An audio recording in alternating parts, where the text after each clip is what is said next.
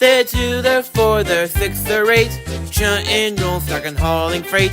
Red, green, purple, yellow, orange, brown, blue. They're the really useful crew. Always different roles to play. Round the west of the island or far away. Down the hills and round the bends. Thomas Sal and friends. Thomas Sal and friends.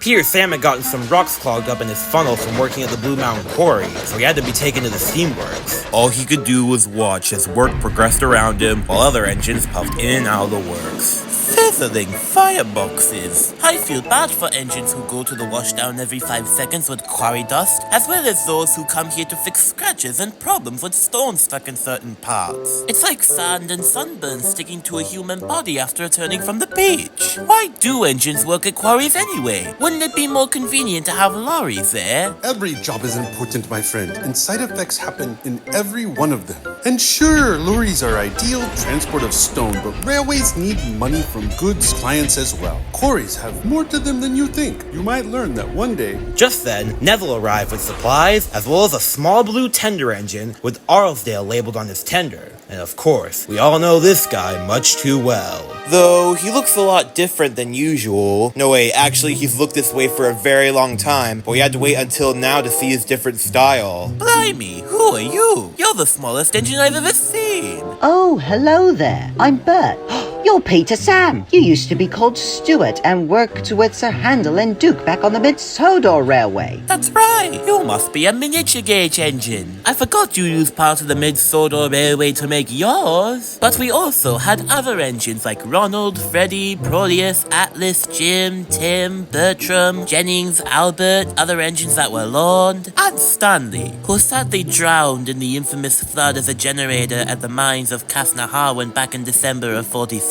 A month and year before the MSR was closed in January of 47. But anyways, what are you doing here? I thought your railway had a workshop, does it not? My boiler ticket just expired, and Mr. Farrier of the workshop isn't available to repair me for 2 reasons. Firstly, because a boiler ticket requires more extensive repairs, and second of all, he's busy constructing a new diesel engine, which won't be built and revealed for some time, which is why I was brought here instead. You know, looking at your funnel, I don't recall it being as tall as that in the CGI adaptation, nor did you have that pipe thingy clinging to your smoke box. Ah, back then they were representing my illustrations in the Railway series, which is how I looked prior to now. Say, could you tell me how you got in that shape, especially with that taller chimney? It reminds me a bit of my funnel. Very well. It was way back in the early 70s. For the longest time since arriving on the railway, Bert had struggled with steaming issues. Mike,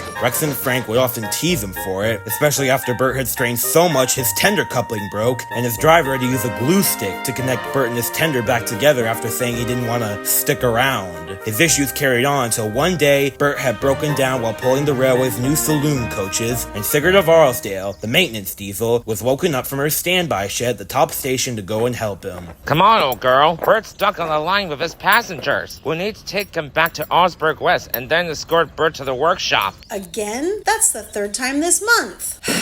Alright, let's go. Bert was stranded on the junction to the passing loop outside Arlesdale Green, and Mike was stuck there with empty trucks for the ballast mines. For God's sake, Bert, just because you're the oldest, most sick engine on this railway doesn't mean you get to block the freaking line. Can someone tell me what I did in a previous life to deserve this kind of suffering? Maybe if you had more sympathy for my poor state, I would move. You and the complaining passengers are making this harder than it is. Knock it off, you two. I'm gonna start moving the train now. So Sigurd pushed Bert and the saloon coaches out of the way. Oh, finally. I'm so sorry this happened to you again, Bert. I know I sometimes struggle with my engine. It's all right, Sigrid. By the way, great job cutting the branches in the Mothwaite Woods earlier. When Bert was in the miniature gauge workshop, he spoke to Mr. Ivan Farrier, the chief engineer. Oh dear, we hope Bert gets better. Oh God, Ivan, what am I gonna do? I've been having the exact same problems over and over again, and yet every time I come here, all you can give me is a good tube clearing, and then the cycle repeats. I know what you're saying, Bert, and I feel terrible for you. And I think I might have finally found a solution. Really? Yes, you see, Bert, your sibling River Earth back on the Ravenglass and Exdale Railway had a similar problem. They decided that a rebuild was in order. Mr. Farrier showed Bert a picture of his sibling. Wow, looks so different now. So how do you want to do this? I'm gonna contact the Ratty and request for a piece of River Earth's blueprints and some parts so I can begin your repairs. However, they won't be here for some time, so you're gonna have to wait to be mended until then. It's alright, Mr. Farrier. I understand. I'm more than grateful for the help otherwise. About a fortnight passed, and it was an average day at Arlsburg West. Duck arrived not only to pick up ballast and granite for the Kildane processing plant, but he also brought in parts, as well as River Earth's blueprints. Thank you, Duck. Just what we need for Bert's repairs. However, unbeknownst to the outside world, Bert the Blue miniature gauge engine would never look the same again. The following morning, the other engines were waiting for him to come out of the workshop. Hey, Rex, who's the new engine? That's not new engine, silly. That's blimey. Is that really you, Bert? What the? Ta-da! What do you lads think? The engine was Bert. However, he looked way different than before. He had a taller cab and chimney, and clinging to his smoke box was a chap blast pipe. This is the new and improved Bert. These updates are gonna help him steam better. Well, he looks interesting. Grease and oil. Oh, for God's sake, you don't have to talk at the same time! We wouldn't be identical if we didn't, right, Blister 1? Yes, Blister 1. You think all that junk is gonna save you? I mean, come on, look at yourself. You're the biggest puffing disaster. You're special, as in needing dumb special equipment so you can function for even half a second. Mike, that is very disrespectful of you. Bert may look different, but this is meant to help him. If you do that again, I'll put you on passenger's duties for the next month. Understand? Yes, sir. I'm sorry to both you and Bert. Now then, Bert, let's give your narrow gauge light rebuild a test run, shall we? And with that, Bert took a train of passengers from Arlsburg West to the end of the line to test out his new rebuild. Good day, Bert. He was having a blast showing off his new appearance to the town of Arlsburg, as well as the other engines that passed by. Although they couldn't help but also feel that his new appearance was very odd and weird compared to Mike and Rex. The passengers felt this way too. However, Mr. Fergus Duncan, who was riding in his cab, thought otherwise. For him and Bert's driver, the cab was way more sure-footed.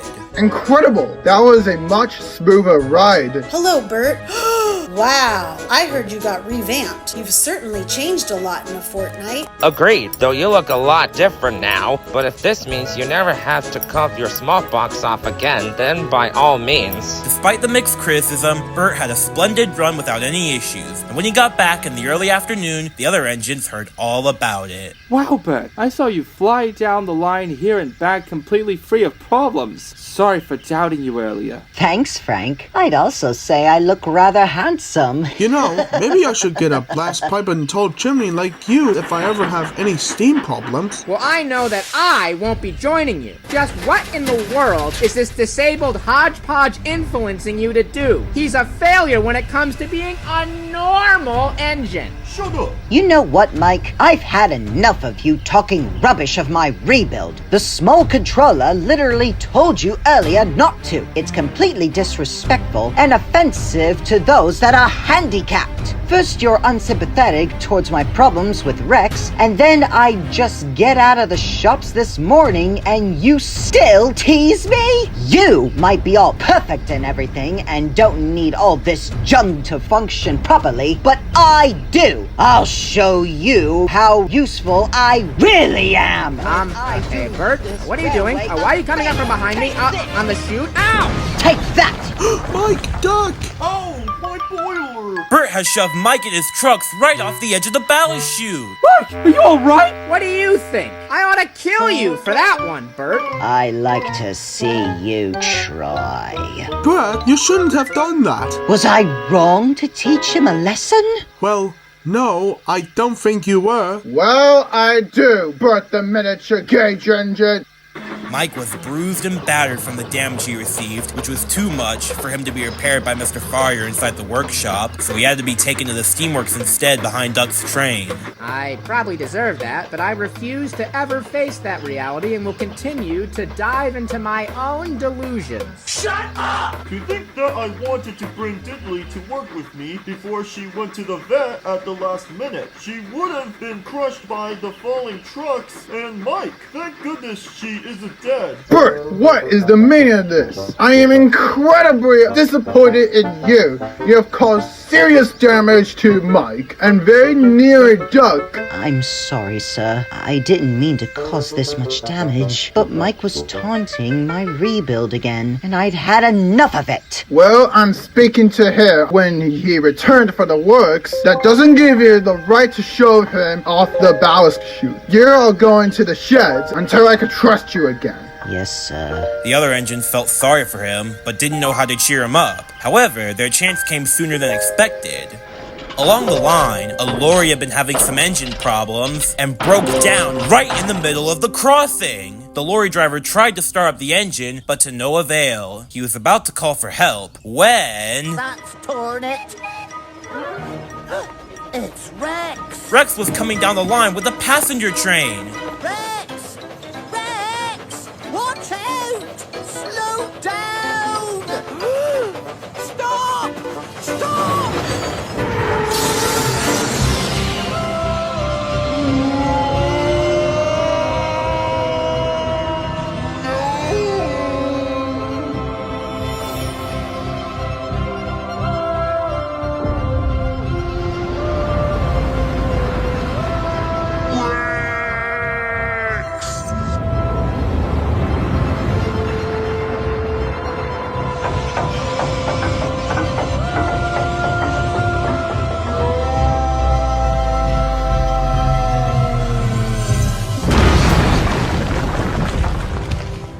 Luckily, none of Rex's passengers were hurt, just startled by the sudden stop. Sorry, Rex. The small controller was not happy when he heard the news. And worse, Sigurd was having maintenance in the workshop. Oh dear, this won't do. Frank, I need you to go get Rex. He has an accident at the crossing on Arisdale Green. Actually, I'll go. You, Bert? Yes, I want to make up for my actions earlier. His passengers need to get to their destinations urgently, and this'll be a great opportunity to show them my new skills with this rebuild. I may be different now, but that doesn't mean I'm not useful. This rebuild has helped me tremendously with my passenger run earlier. Please, sir, I promise I won't cause any more trouble. Very well. You may go help Rex and finish the journey. Now hurry up. The passengers are waiting. Back at the crossing, the lorry had been removed while the driver and Rex's crew were exchanging insurance. Rex's front buffer beam was battered from running into the side of the lorry. Bert arrived to see his friend looking miserable. Bert, thank the Reverend you're here. But there was no time for hesitation, so he coupled up to Rex and took him and the passengers to the end of the line. Then they made their way back with the return train. The passengers were glad that Bert was saving them despite his strange new appearance, and thanked him for his help. Bert was very happy as they made it back to Allsburg West when dusk was approaching.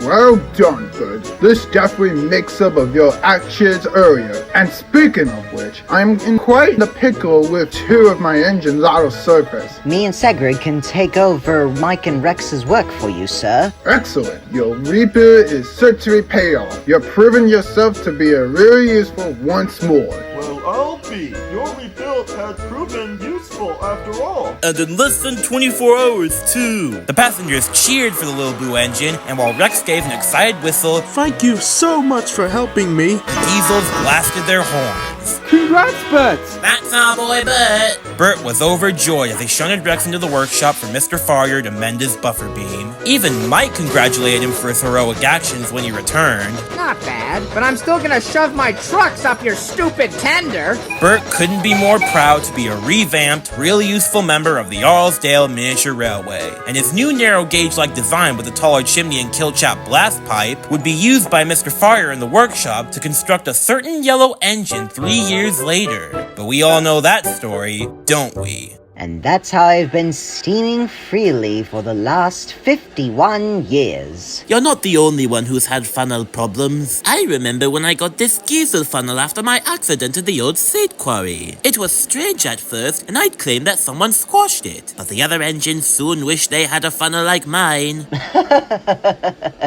I can see why. And my number of steam-free yaws is 63. The Kerr Stewart Sal tank engine and miniature gauge Arthur Haywood Duffield Bank Yorkshire tender engine became good friends while both their repairs commenced.